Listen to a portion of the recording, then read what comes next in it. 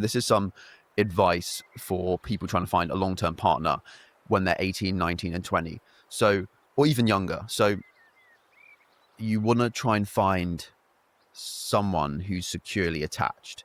So in sixth form, I started learning psychology. It was one of the courses I did, one of the courses I studied, and we learned attachment theory. So I think it's like Bowlby and like Ainsworth, like these like old like 1960s and 1970s and stuff, psychologists, and they studied attachment, and they found this thing called the internal working model, the IWM.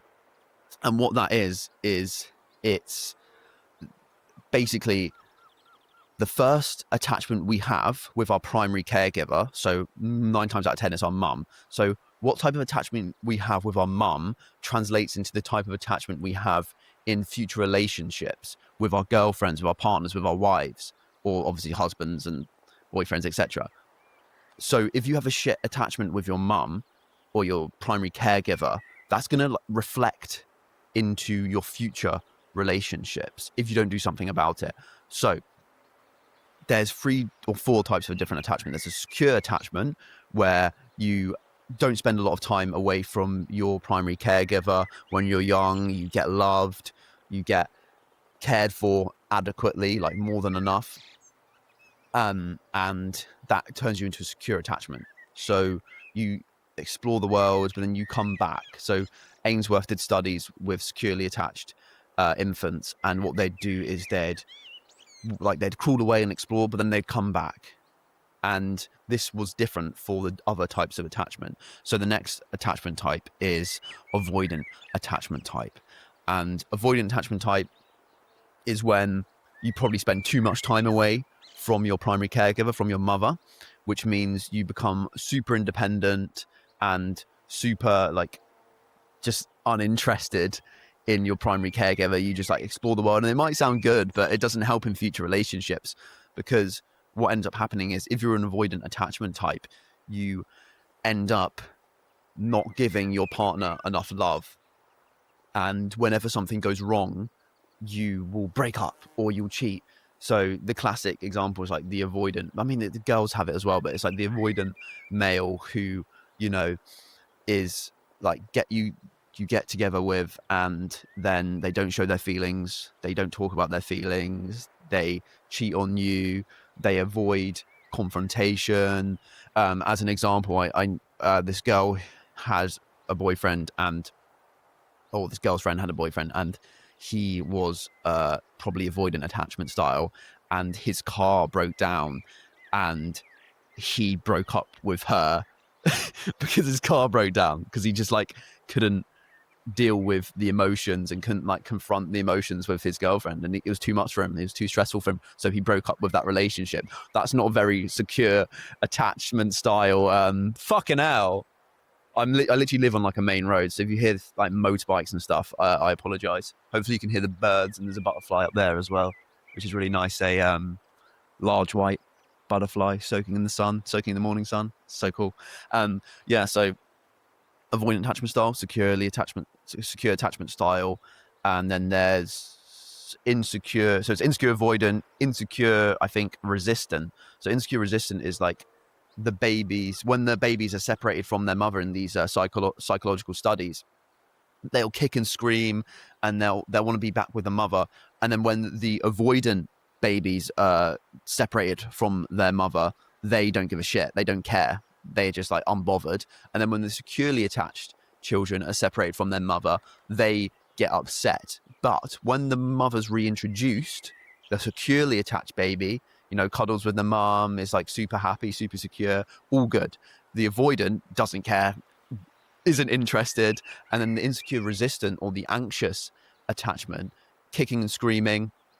When the mother comes back, they're still kicking and screaming. They're still anxious. They're still agitated that the mother left them. And the reason why insecure attachments tend to happen is because of inconsistent love, inconsistent care. So the mother or the primary caregiver might be working a like 12-hour job, or might just like leave the child and neglect the child, or send the child to like the grandparents for too long, or send it to their friends because they're so busy, or they just want to get on with their lives and not take care of their child properly.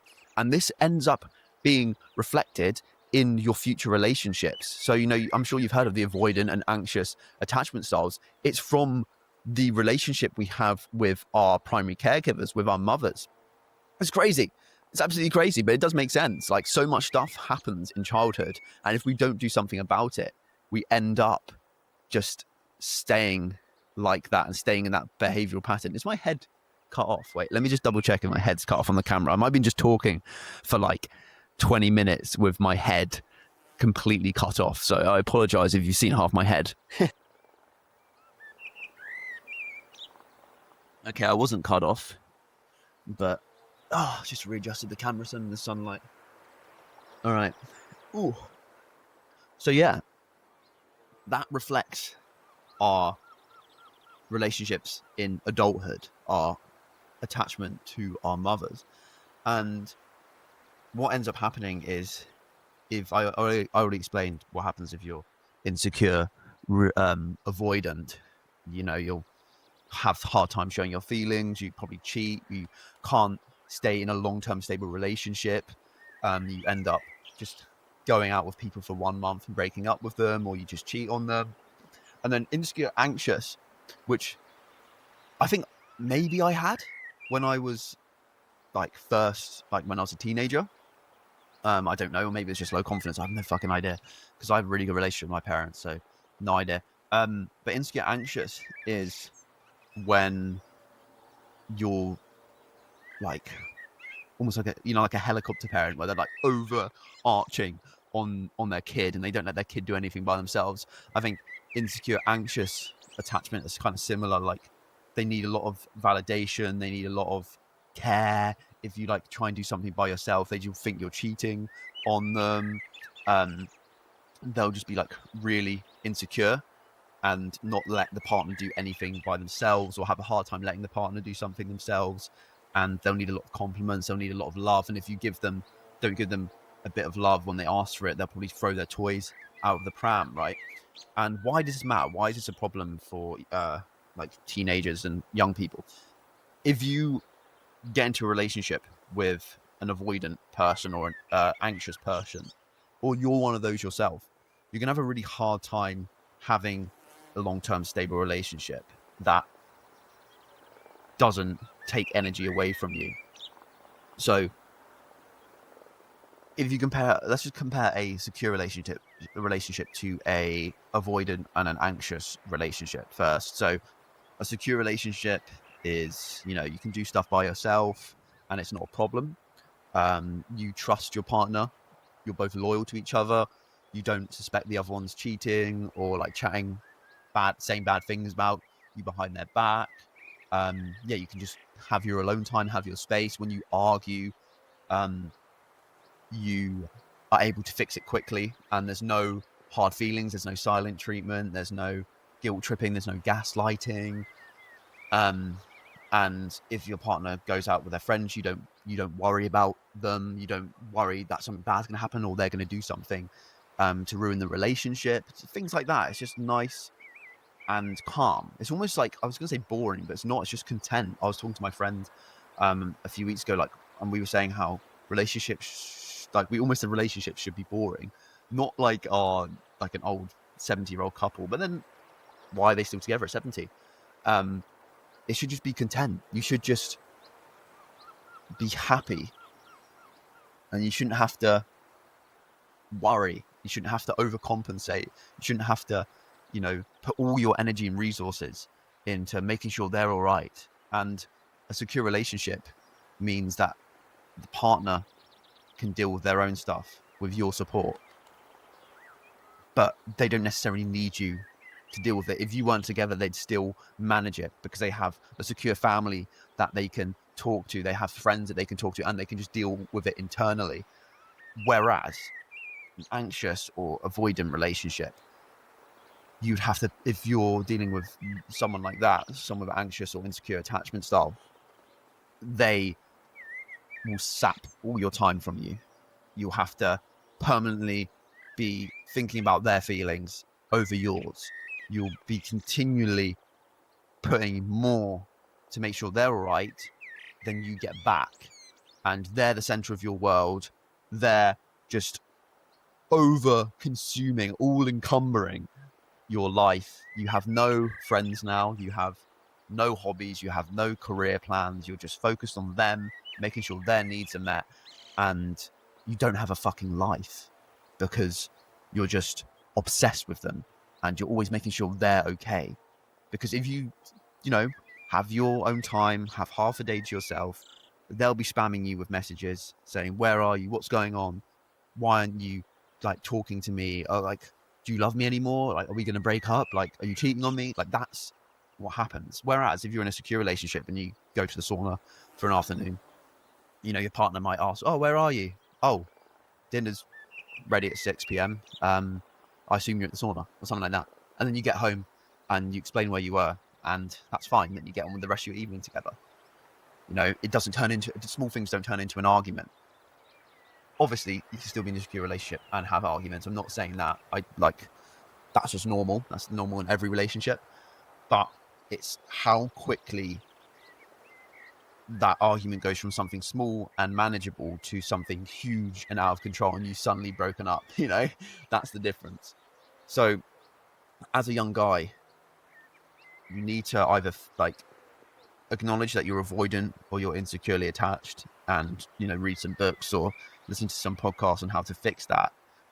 Or you are securely attached, or you might be insecurely attached as well, and you need to try and find a securely attached partner.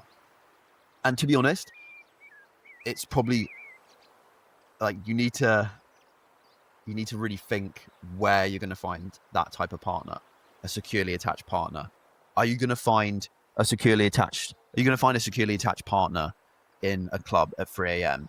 Are you going to find a securely attached partner on a dating app? You might, on a dating app. Don't know. Yeah, you got to look. You got to decide where the higher volume of securely attached people are versus insecurely attached people are.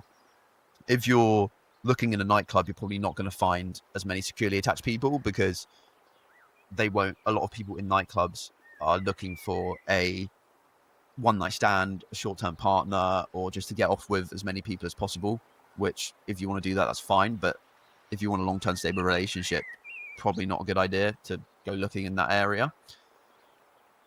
Whereas if you looked in a library or a cafe or on your university campus or at the gym or in the sauna or a yoga class at 6 a.m. or 8 a.m. or 9 a.m., you're probably going to have a higher chance of finding someone that you can genuinely have a long-term relationship with. So like I said earlier, I met my partner on university campus, and it was like mid-morning. It wasn't in a nightclub. It wasn't, in like Weatherspoons or something. It was like in a normal, non-degenerate place. And I'm lucky because she still could have been, going out all the time. And if I've been speaking the wrong, it doesn't matter. Going out all the time and drinking and stuff, but she wasn't. You got to make sure that your values align. And, I'm 20. I don't know everything about relationships, but I've been almost in a 2-year stable, secure relationship. And I know I needed this advice when I was 15, 16, 17, 18. So, yeah, you just need someone that aligns with your values. And you don't want to get into a relationship with someone if their values don't align with yours. So if you don't like going clubbing, maybe it's not a good idea to get with someone who's goes out clubbing 4 times a week. If you want kids, then obviously you need to get with someone who likes kids. If you like fitness, maybe it's be better if they like fitness as well. If you like reading, you like learning about the world, or you like going out in nature, then you should try and find a partner who likes the same. It's common sense, but it's so easy to just forget about stuff like this until you're 6 months into a relationship and you realize you don't even like the partner and you want to get out of it.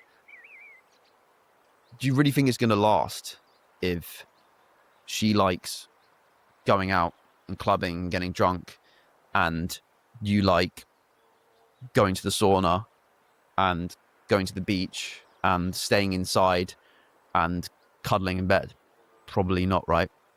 So you need to find someone who aligns with your values and your morals, and even like with stuff like money as well. Like you just need to find someone who has similar interests to you. You know, opposites may attract in the short term, but similarity wins over the long term. So definitely try and find someone. And, you know, when you're young, it's fucking terrifying going up to someone in a cafe or going up to someone in the gym. You know, if you spend too much time on social media, which you shouldn't, you'll see these probably clips of guys being recorded going up to girls in the gym and stuff, which like is such a low like probability of happening. Like 9 times out of 10, if you go up to a girl in the gym and like just ask her a few questions, ask her where she's from, whether she's joined here recently, and you just get chatting like you would to one of your mates, that's not a fucking problem. But we have this idea that if we go up to a girl, like we're going to get the police called on us and shit because you spend too much time on social media and you have this like skewed extreme version of the world because only the extreme stuff goes viral